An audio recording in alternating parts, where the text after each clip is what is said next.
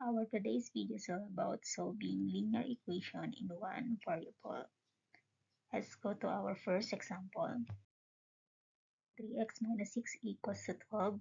First, transpose negative 6 to the right side.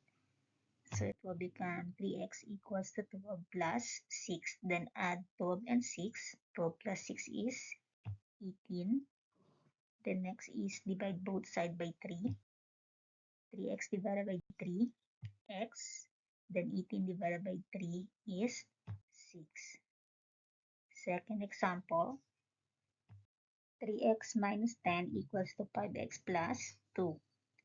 Let's combine the like terms. So transpose positive 5x to the left side.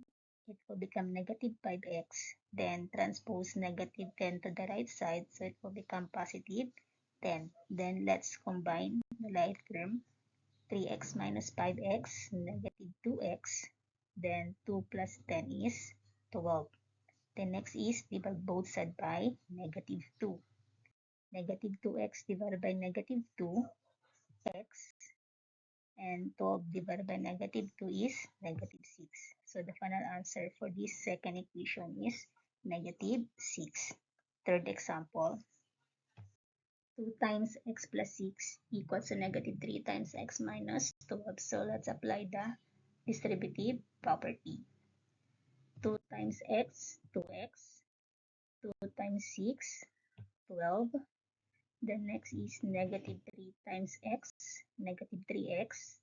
Negative 3 times negative 12 is positive 36.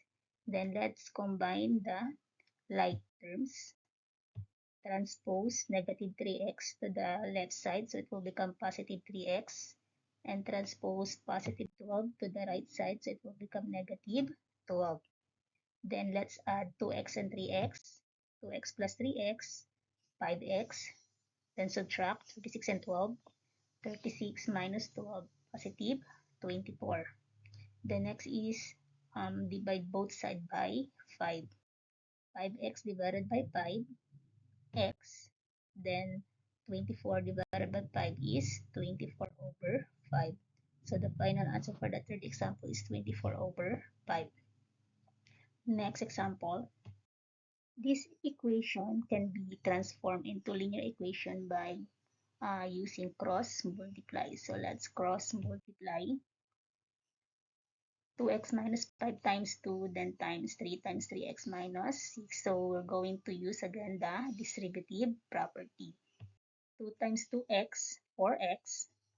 2 times negative 5, negative 10. Then 3 times 3x, 9x.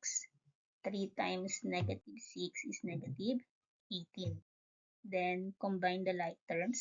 Transpose positive 9x to the left side. It will become negative 9x. Then the negative 10 going to the right side. So it will become positive 10. Then subtract 4x minus 9x, negative 5x, and negative 18 plus 10. So add negative 18 plus 10, negative 8. The next is divide both sides by negative 5. Negative 5x divided by negative 5x, then negative 8 divided by negative 5, positive 8 over 5. So the value of x for this equation is 8 over 5. That's all for this video. Thank you for watching, and please don't forget to subscribe.